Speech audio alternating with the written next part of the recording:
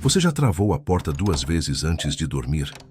Já olhou para o vizinho novo com aquele pé atrás que você não consegue explicar? Já sentiu que o mundo lá fora é perigoso demais? Que é melhor ficar dentro, trancado, protegido? Esse aperto no peito que você sente agora, ele tem 3.400 anos. A gente cerca a casa, coloca a câmera na garagem, desconfia de quem não conhece, porque nos ensinaram que se proteger é o mesmo que se isolar. Que segurança significa manter todo mundo do lado de fora. Mas e se eu te disser que essa forma de pensar nasceu num único momento da história e destruiu a civilização mais poderosa da Grécia Antiga? Micenas, 1400 a.C. Blocos de pedra tão gigantescos que foram chamados de ciclópicos, porque só gigantes conseguiriam erguer aquilo. Mas não foram gigantes, foram homens. Homens com tanto medo que preferiram parar de navegar. Sabe o que é mais impressionante? Creta, a ilha que veio antes, viveu 500 anos sem uma muralha sequer. Os palácios eram abertos, os portos livres. O mar era amigo. Micenas herdou tudo isso: a arte, os navios, as rotas comerciais. E a primeira coisa que fez foi se trancar atrás de pedras imensas. Hoje você vai descobrir o momento exato em que a humanidade trocou o mar pela fortaleza, a confiança pela paranoia, e como essa escolha ecoou até os muros que você ergue dentro de si mesmo. Porque essa história não é só sobre um povo que desapareceu, é sobre o medo que ainda está vivo em você. Antes de continuar, me conta uma coisa nos comentários. O que você já sabia sobre Micenas, sobre a Grécia antes de ser Grécia? Saber que nosso trabalho está chegando longe faz tudo ter sentido. Comenta aí e vamos juntos nessa. Olha essa porta. A Porta dos Leões. 2 leões de pedra vigiando uma coluna no meio. Não é um convite, é um aviso. E o que ela tem a dizer sobre poder, medo e destruição vai mudar a forma como você vê o mundo lá fora e dentro de você. Porque o que aconteceu em Micenas não ficou no passado. Está acontecendo agora, na sua vida, nas suas escolhas. Prepare-se. O que você vai ouvir a seguir vai te fazer entender por que temos tanto medo de confiar. Os micênicos não inventaram nada. Deixa eu te explicar isso direito. Tudo o que eles tinham, os navios, a escrita, as rotas que cruzavam o Mediterrâneo, até a forma como pintavam seus vasos, veio de Creta. Eles pegaram emprestado, copiaram, absorveram, mas existe uma diferença enorme entre herdar uma ferramenta e herdar a alma de quem a criou. Creta era outra coisa. Pensa numa civilização que olhava para o mar e via possibilidades, que construía palácios sem muros porque não esperava inimigos. Os cretenses navegavam para conhecer, para trocar, para aprender. O mar era ponte, era convite. Eles dominaram o Egeu por séculos, sem precisar de um único soldado guardando o portão. Agora olha o que os micênicos fizeram com essa herança. Onde os cretenses viam o mar como caminho de encontro, os micênicos viram artéria de conquista. Pegaram os mesmos navios, as mesmas rotas, e transformaram tudo em ferramenta de dominação. O comércio virou cobrança de tributo. A viagem virou invasão. Aquela paz que brilhava sobre o Egeu foi se dissolvendo aos poucos, como neblina queimada pelo sol. As cerâmicas mudaram. Antes tinham golfinhos, polvos, flores. Agora, guerreiros, carros de batalha, espadas. A arte sempre conta a verdade sobre quem a faz. E a arte micênica gritava uma coisa só: controle. Porque quando você para de confiar no mar, quando o mundo vira ameaça, você começa a confiar só na pedra, nas muralhas, no que você pode ver, tocar, trancar. Micenas não nasceu de uma ideia brilhante sobre civilização. Nasceu de um trauma. O trauma de quem herdou riqueza e acordou todo dia com medo de perdê-la. E sabe o que acontece quando o medo vira fundação? Você constrói alto, constrói pesado, constrói para durar, mas também constrói para se isolar. E foi exatamente isso que eles fizeram. Ergueram fortalezas que ainda estão de pé hoje, milhares de anos depois. Mas você vai ver que essas pedras todas não salvaram ninguém. Se você está sentindo que essa história está tocando em algo real dentro de você, não é coincidência. Inscreve-se no canal agora e ativa o sininho, porque toda semana a gente mergulha em histórias que explicam quem você é hoje. E eu prometo, o que vem a seguir vai te arrepiar. Micenas foi erguida no topo de um rochedo, não porque era bonito, mas porque era impossível de invadir. A cidade ficava lá em cima, dominando tudo ao redor, e qualquer um que tentasse subir já estaria morto antes de chegar perto. Era geografia transformada em arma. As muralhas eram feitas de blocos tão imensos que não dá para entender como foram colocados ali. Pedras de várias toneladas encaixadas sem argamassa, uma na outra, formando paredes de mais de 10 metros de altura. Quando os gregos posteriores viram aquilo, séculos depois, acharam que só os ciclopes, aqueles gigantes de um olho só da mitologia, poderiam ter construído algo assim. Por isso o nome, Muralhas Ciclópicas. Mas não foram gigantes, foram homens. Homens organizados, disciplinados e, acima de tudo, apavorados. Porque essas muralhas não eram só arquitetura, eram uma declaração silenciosa. Nós não confiamos em ninguém. Tirinto, outra cidade micênica, tinha muralhas ainda mais grossas. Corredores internos dentro das próprias paredes, onde soldados podiam se movimentar sem serem vistos. Saídas secretas, torres de vigia em cada canto. Mideia, mais uma fortaleza, ficava estrategicamente posicionada para vigiar as rotas terrestres. A Grécia continental inteira virou um tabuleiro de pedra e paranoia.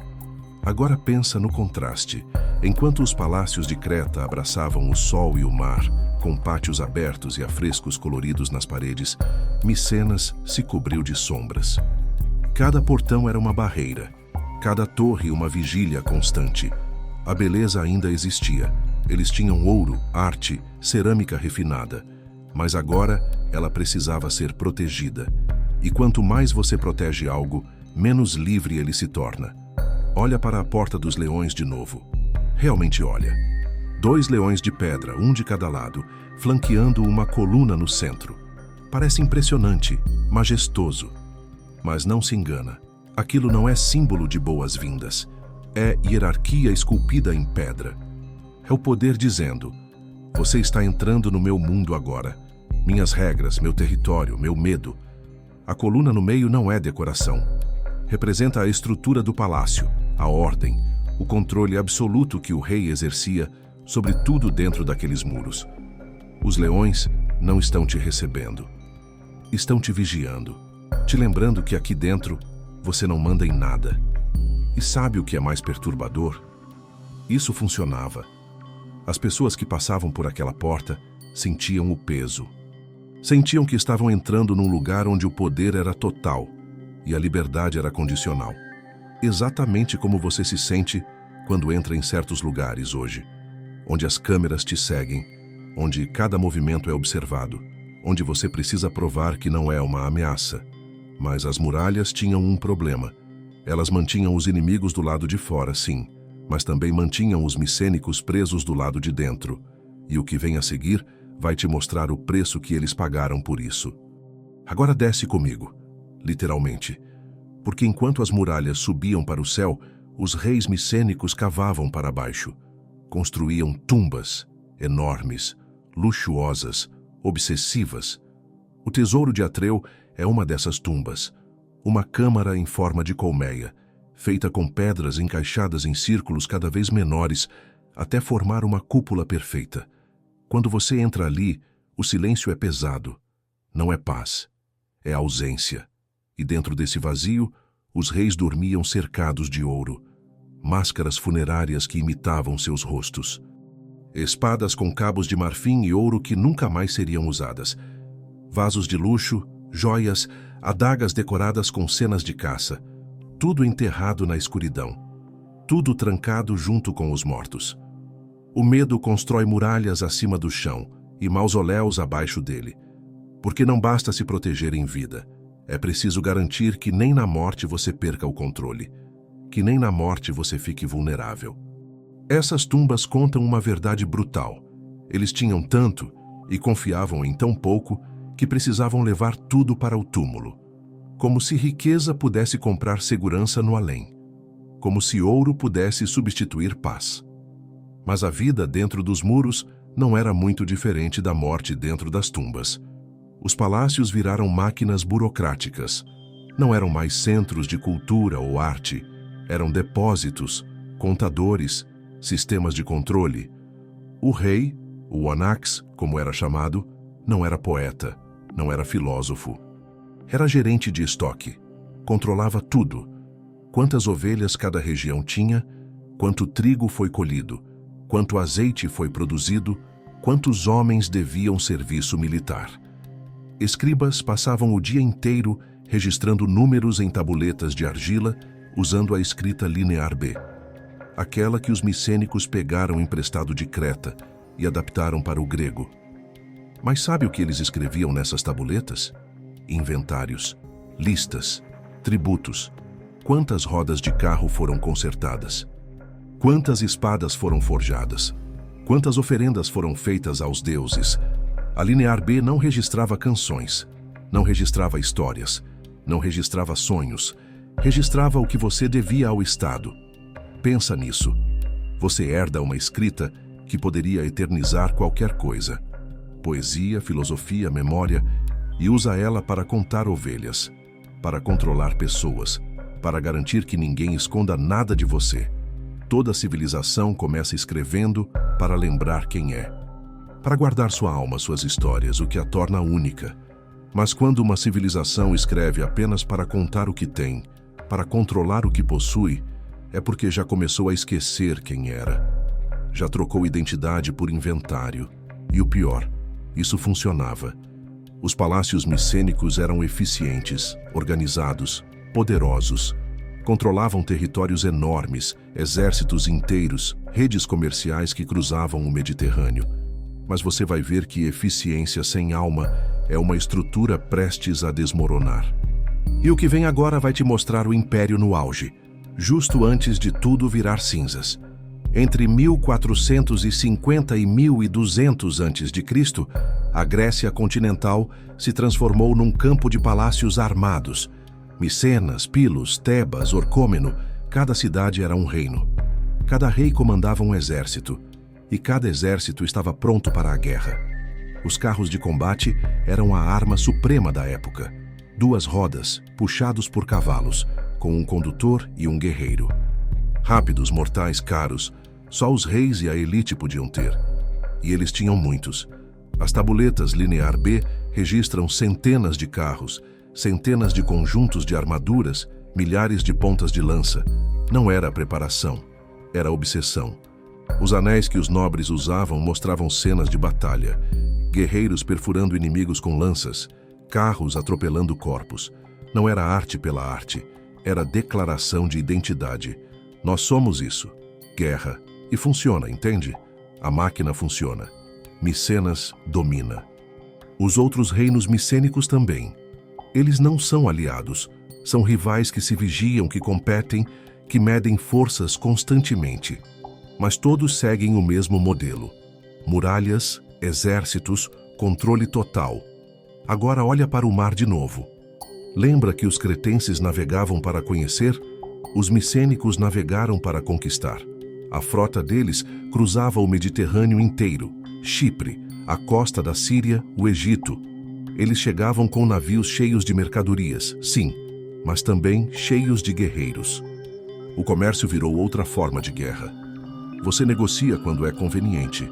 Quando não é, você toma. As rotas comerciais que Creta abriu com curiosidade, Micenas transformou em artérias de dominação. Navegar não era mais descobrir, era controlar. Era garantir que ninguém tivesse algo que você não pudesse tomar. E tem um detalhe perturbador nisso tudo. Funcionava tão bem que eles começaram a acreditar que era assim que o mundo devia ser. Que poder era isso? Que civilização era isso? Controle. Força. Medo transformado em política. Homero, séculos depois, lembraria dessa época em versos que atravessariam milênios. A guerra de Troia, Aquiles, Heitor, os heróis brilhando sob o sol, a glória, a honra, o sacrifício nobre. É uma história linda. Mas por trás do heroísmo havia ganância. Por trás da glória havia o medo de perder o controle. Troia provavelmente foi real. Não do jeito que Homero conta, claro.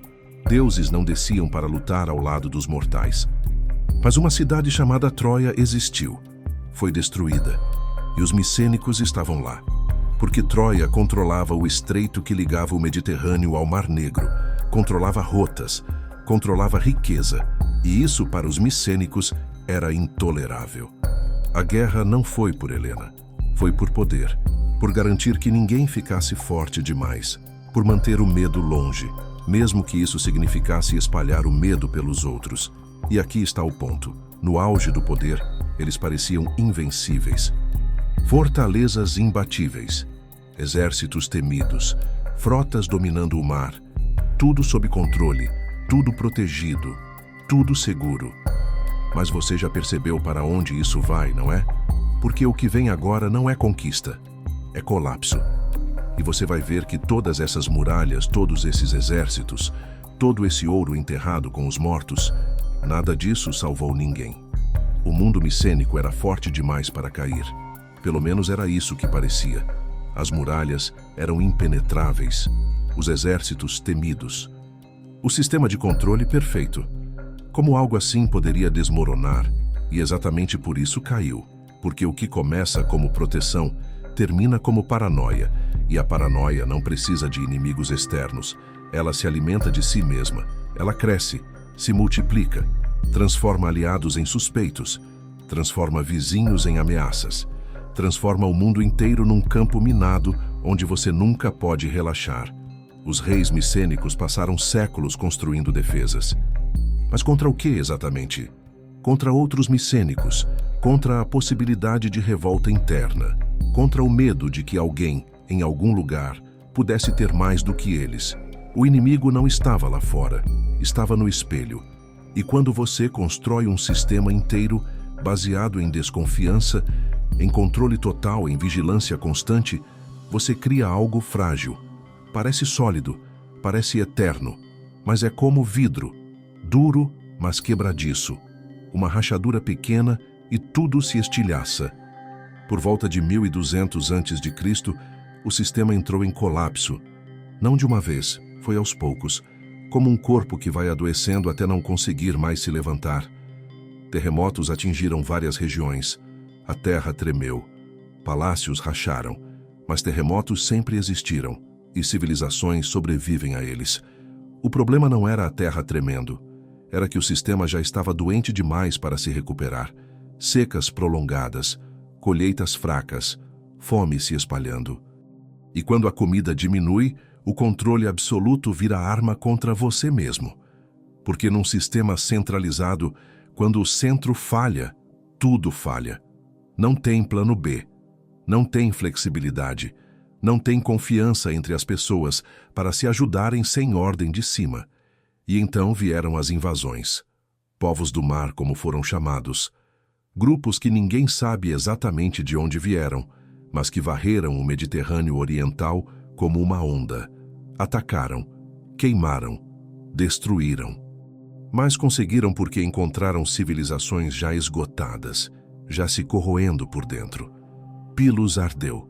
As tabuletas linear B que estavam sendo escritas no momento do ataque foram cozidas pelo fogo, e por isso sobreviveram. Elas registram pedidos desesperados de ajuda, ordens para mobilizar tropas, listas de homens convocados às pressas, e depois, silêncio. Micenas ardeu, Tirinto ardeu, Tebas ardeu. Uma por uma, as fortalezas que pareciam eternas viraram cinzas. E com elas o sistema inteiro desapareceu. A escrita sumiu da Grécia por 400 anos. 400 anos. Pensa nisso. Gerações inteiras nasceram, viveram e morreram sem saber ler, sem saber escrever. O conhecimento acumulado, perdido. As histórias esquecidas. A memória apagada. As muralhas que deveriam proteger viraram prisões inúteis. Porque quando tudo ao redor está queimando, quando não tem mais comida, quando não tem mais ordem, de que adianta ter muros altos? Você fica preso dentro da sua própria fortaleza, esperando um socorro que nunca vem. E aqui está a verdade mais dura. As muralhas ainda estão de pé. Você pode ir até Micenas hoje e tocar as pedras ciclópicas. Elas resistiram ao tempo, resistiram aos terremotos, resistiram aos incêndios. Mas quem as ergueu não existe mais. A civilização que as construiu desapareceu completamente. Talvez esse seja o destino de todo poder que esquece como navegar, que esquece que o mar sempre foi mais forte que a pedra, que a abertura sempre foi mais resiliente que o fechamento, que a confiança sempre foi mais poderosa que o medo, porque o mar continua lá, brilhando, se movendo, vivo. E a pedra? A pedra é só testemunha silenciosa do que acontece quando você escolhe o medo. Hoje, as muralhas de Micenas ainda cortam o horizonte. Você pode vê-las de longe, recortadas contra o céu. Blocos imensos de pedra que atravessaram milênios. Mas são cascas vazias, ruínas de um império que acreditou que o mundo era inimigo, que segurança vinha de isolamento, que a única forma de sobreviver era se trancar. Deixa eu te mostrar os fatos puros sem interpretação. Entre 1600 e 1100 a.C., os reinos micênicos dominaram o Egeu. Eram poderosos, organizados, temidos. Controlavam rotas comerciais, exércitos, territórios inteiros. Depois de 1200, tudo desapareceu. Palácios queimados, escrita perdida, comércio interrompido, cidades abandonadas. A Grécia mergulhou em séculos de silêncio, a Idade das Trevas grega. 400 anos sem registros escritos, sem palácios, sem grande arte, apenas comunidades pequenas tentando sobreviver, até que alguém, um dia, voltou a confiar no mar. Se essa história te tocou, se você viu um pedaço de você nessas muralhas, se reconheceu o medo de confiar, a vontade de se trancar, a sensação de que o mundo lá fora é perigoso demais, deixa o like agora. Compartilha com alguém que precisa ouvir isso. E se inscreve no canal, porque toda semana a gente desvenda histórias que explicam o presente. Histórias que mostram que o que você sente hoje tem raízes profundas, antigas, reais, e você não vai querer perder o próximo. As muralhas resistem ao tempo, mas não resistem ao silêncio. E o silêncio é o som de quando o medo finalmente termina, quando não tem mais ninguém para vigiar, quando não tem mais nada para proteger. Quando a pedra toda que você empilhou não serviu para nada além de te isolar até sumir. Lá embaixo o mar ainda brilha. Continua se movendo. Continua vivo. Como se esperasse que alguém um dia volte a lembrar que navegar é o contrário de temer. Que abrir as portas é o contrário de morrer. Que confiar não é fraqueza. É a única forma de realmente viver. E se você está se perguntando o que aconteceu depois, como a Grécia renasceu das cinzas, como transformou essas muralhas em mito, como Homero nasceu justamente desse silêncio para contar histórias que ainda ecoam hoje.